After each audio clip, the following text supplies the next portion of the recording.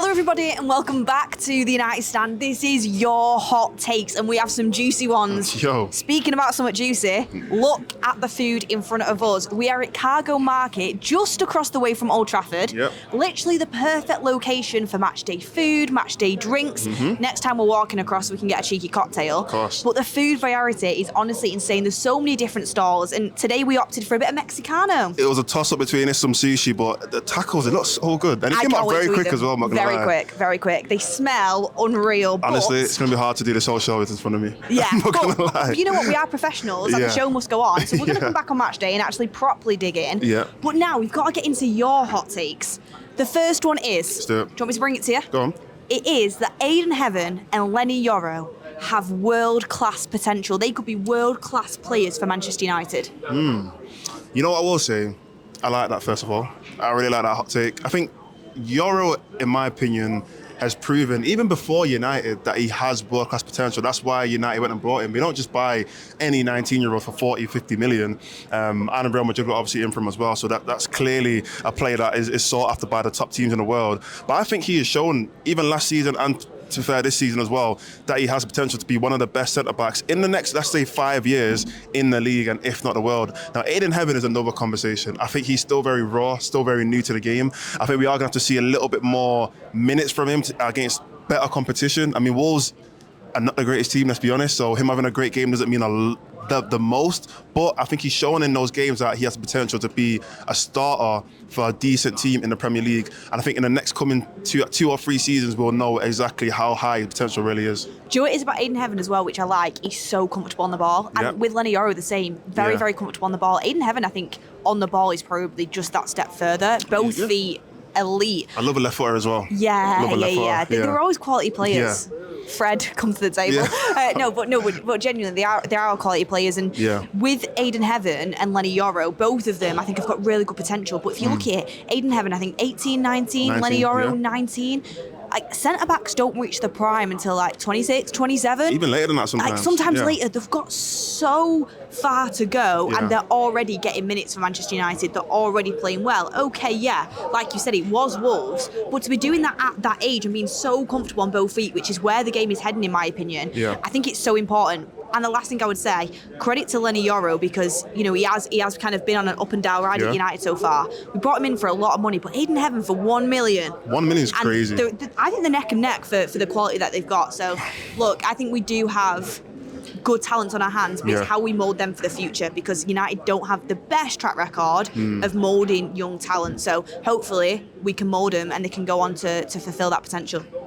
Okay, so the next hot take is an interesting one, actually. Very interesting. So the hot take is that Ten Hag will be fighting for the title with this squad. I mean... Don't make me laugh. Okay. Don't make me laugh. Look, it's a hot take. And it's a very hot take, yeah. What I would say is I actually never was like Ten Hag out. I was open to him. Okay. I was open to him leaving because he got to a point that felt a little bit untenable, but I was always in the camp, quite deep down as well, that I did actually want to keep him and continue with it. But winning the title with this squad, I think I don't think anybody would win the title with this squad, I'm going to be honest. Like, the squad has got some good players and we should be doing better than what we are, but it's not a title winning squad. I don't think Pep Guardiola would win the title with this squad. Do you think this is a better squad than when he came third? It's difficult. I don't know. You don't think? He had Varane and Martinez together. I was supposed to let is stepping up, but Varane had that experience. Casemiro was a better player than when Ten Hag first came in. Bruno's still very good. Casimir's first season under Ten Hag was fantastic. Rashford had a great season. Was on form. Martial. He had Ronaldo. Well, Ronaldo didn't last very long, but still, you still had him. Yeah. Martial, like you said, McTominay, Ballon d'Or nominee. Yeah. I don't think that was a title winning squad either, but I wouldn't say this squad is miles better. Okay, cool. What about you? Do you think it was? It's tough, and I have to go like name by name, whatever. But I think there are definitely players in this squad that will get into that squad. Oh, let's go through it. Let's get Ten Hag starting 11 up, and the current starting 11. We can go player by player. All right, cool. So let's go through the team. So I've got Ten Hag's team, and we obviously know Amarin's team right now. So in net goalkeeper, Onana or Senny Lamens? Senny Lamens. On to the next one. Let's just do a basic formation. It's 4-2-3-1. It's obviously I'm doing this 3-4-3. We're going to do this formation. On the right-hand side, Dalot, compared to... It's going to have to be Ahmad, really. On the right-hand side, it's going to have to be Ahmad, yeah. 2 centre-backs was Martinez and Varane. And let's just say for this team, we'll go De Ligt and Yoro. Martinez and Varane. Fair enough. They were great together. I agree. I agree. Probably our best partnership in a very long time. On the left, Luke Shaw and Luke Shaw. So Luke Shaw and that Luke Shaw are the same player. I'd prefer left back Luke Shaw, but Luke Shaw's doing very well. Yeah. So in the midfield, we obviously play Bruno Casemiro. We are comparing it to the old Casemiro, I guess. Old Casemiro. And Mainu. Old Mainu. Old Mainu, yeah, true. Old Mainu, because probably fair. On the left, we'll go with Cunha for this team and Rashford. Cunha, I think, is better, but Rashford has been better than in the United shirt than what Cunha has so far. Yeah, that's a good point. That's a fair point, especially that first season as well. Yeah. And then on the right, Garnacho or Mbeumo. Mbeumo. Yeah, easy. And then you got Bruno or Bruno. Bruno's going to be there. And then in striker, we've got Hojlund or Sesko. Much of a muchness. Probably just Sesko. Probably just about. But it's fair, Hojlund's first season wasn't too bad, I don't think. It wasn't. And do you know what that tells me? Go on. It's much of a muchness. Yeah, I like them a conversational. It's literally much of a muchness. Yeah. Which means Amorim should be doing way better with his team. Facts. But yeah, that's the comparison. Let me know what you think, guys. Yeah. Okay, so the next hot take, this one made me laugh, I'm not gonna lie. Manchester United would be better this season if we had Hojlund. Define better. We'd have more options, and I think it would definitely help us. But I don't think it'd be life changing. What I will say is, I think Mbeumo over these last few games has missed having a striker to play off, someone to run off. And I think, to be fair, Hojlund's not really that type of striker. Sesko, this is where I think Sesko is better than Hojlund. Sesko is much better at holding up the ball, winning it in the air. He still needs to get better. He needs to get stronger. But I think Mbeumo misses having that, kind of proper out-and-out number 9 to make them runs off. Someone like Wissa in their in Brentford's team. Yeah, exactly. Play like that, yeah. Hojlund's not really that type of player, but I still think it'd give us a bit of depth. Yeah. It would absolutely give us a bit of depth. We are a little bit light up top. I don't like the fact Cunha's playing up top. I much prefer Cunha deeper. Yeah. And I think I think Hojlund would have performed better with the likes of Cunha and Mbeumo around him, supplying him a bit more. So I think it would give us more options, which therefore would make us better. Do I think it would be season defining? No. No, I agree. And one thing I will say is, a lot of people love to compare players after they leave United to when they were at United. Yeah. Let's be honest, Hojlund now, it probably isn't the same Hojlund he was last season. You know what I mean? So it's really hard to say that he would have been the exact same player he's playing right now at Napoli at United. So I agree. I don't think it would have been that much of a difference. Right, the next hot take. Yep. It's a hot take. It's a hot take. And it is 3-4-3 is the future of football. People just can't see it yet. Do you agree or not? It's the future of football. People just can't see it yet. I mean, I think, this is what I'll say. And this has really been the argument for Amorim this whole time with his formation. I don't think 3-4-3 is ever the main problem. You know what I mean? Like, people say, we can't play 3-4-3 in the Premier League, it doesn't work. I don't think that's the problem, because there's actually quite a few teams that do play 3-4-3, and I think Leeds were playing 3-4-3 against Liverpool the other day when they drew against them. We've seen, like I said, Crystal Palace do it. We've seen a bunch of teams play that formation, and it has worked.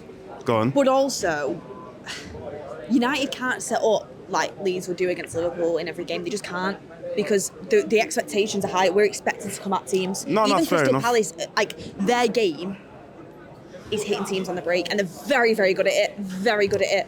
But then you can argue Bayern Leverkusen did it and went unbeaten. That's very true. So I don't think it's the formation that's the problem. It's just how you implement it. So it might be the future, but we're not implementing it the way how it should be implemented for it to be the best formation that we can use. Xabi Alonso, though, did change it when he went to Real Madrid. He changed his formation. Is it because player profile? Player profile, adapting. You're at a massive club where there's big expectations. United is a club where the player profiles don't suit that system. Yeah. There's big expectations. I get the point. Well, we don't have a very successful team like Real Madrid have had. You don't have the Jude Bellinghams, you don't have the Vinicius Juniors, you don't have the Rodrigos and the Valverdes. I get that. This is an underperforming side that needed complete restructure from top to bottom. Yeah.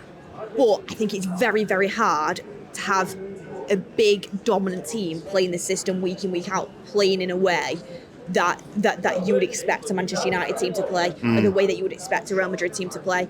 The only kind of memory I have of someone doing it absolutely brilliantly, Leverkusen, but they're not on the stage that Manchester United are. Yeah. Is Conte with Chelsea. Yeah. And it was a different time. Serious players, Good like players. Matic and Kante in the midfield. Like, they've got very, very good players. Maybe Amorim needs them players, but I think that system leaves massive gaps all over the pitch. Yeah, and one thing I will say on the Xabi Alonso not using it at Real Madrid, I think he'd be an idiot to go there, try a formation, it not work, and be stubborn about it. But the players that he has, knowing what they are capable of doing in their preferred positions, why would you then go and take Jude Bellingham, Vinny Jr., all these players? Vinny Jr.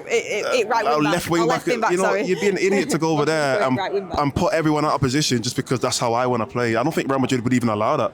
I think Perez would say to him, look, if you don't get results instantly, you're getting fired. There's no second chances for you. So I think it's a different kind of circumstance with that kind of team and those kind of players. And if you look at Leverkusen as well, like Grimaldo and Frimpong are literally the perfect profiles to be wing backs. Yeah. Whereas Vinny Jr., I know he doesn't really play Rodrigo as much anymore. Like they're the perfect, out and out forwards, like wide forwards that you'd want to play. So it is about adapting to your team. And people forget this. We need one style of play. He shouldn't have to change. Look, I want a style of play and I want United to play a certain way, but that doesn't come down to the formation.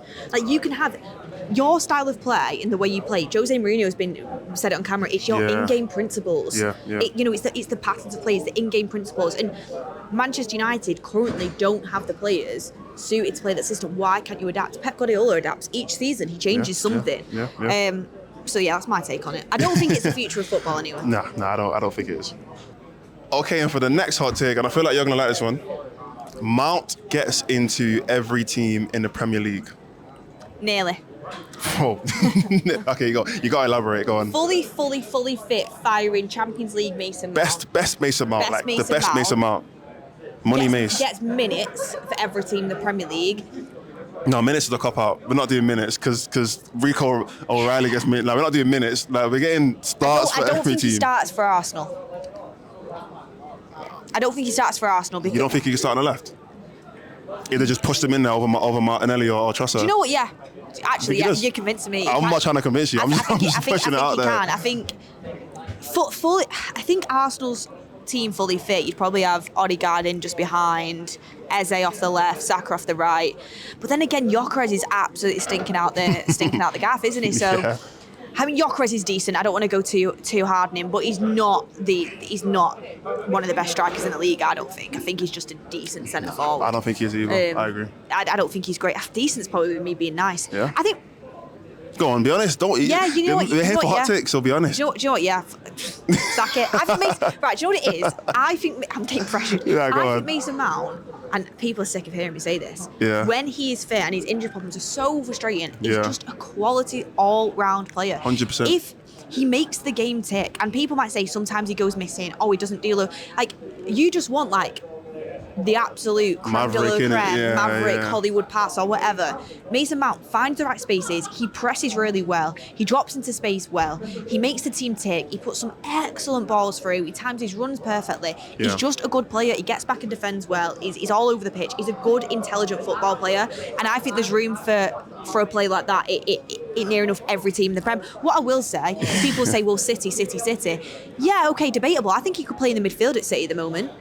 Why could he not play in the midfield at City at the moment? Listen, it's up to you. Do you think Reinders is a better player than Mount, fully fit? I think Reinders is a good player, but Mount could compete.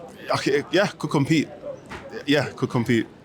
I don't think it's a crazy take. Actually, I'm going to get clipped. I don't think it's a crazy take. I don't think he gets into Arsenal. Yeah, that's what I said. You tried talking me into it. I gave you a suggestion innit, on the left. I don't think he even plays the best on the left anyway, but he can play there.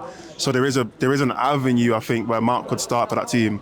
Not in the midfield. I think Eze even starts over him in the midfield, and obviously Rice and Zubimendi. So City is a conversation, I guess. It is a conversation. But then again, if they wanted to, they could just play Cherky, Foden, Rodri, or Bernardo Silva. But you need a little bit of discipline in that. Yeah. But I think the rest of the teams, it's a bit. You can definitely argue it.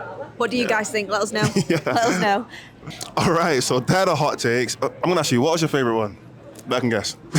Guess. Mason Mount. It has to be. It has to be. My favourite one, just for a laugh, is that we'd win the title. Ten Hag could win the title with the squad. You know what? It's not the craziest hot take, but listen, guys, we want to know your hot takes every single week, so make sure you send them in and also comment. What do you think about these hot takes? Do you agree? Do you disagree? We talk about them every single week, and also on the countdown to kickoffs, we're going to bring in some of your hot takes. So your hot take might be on one of the countdown to kickoffs. Comment them down below for sure. Comment them down below for sure. But look, shout out to Cargo Market.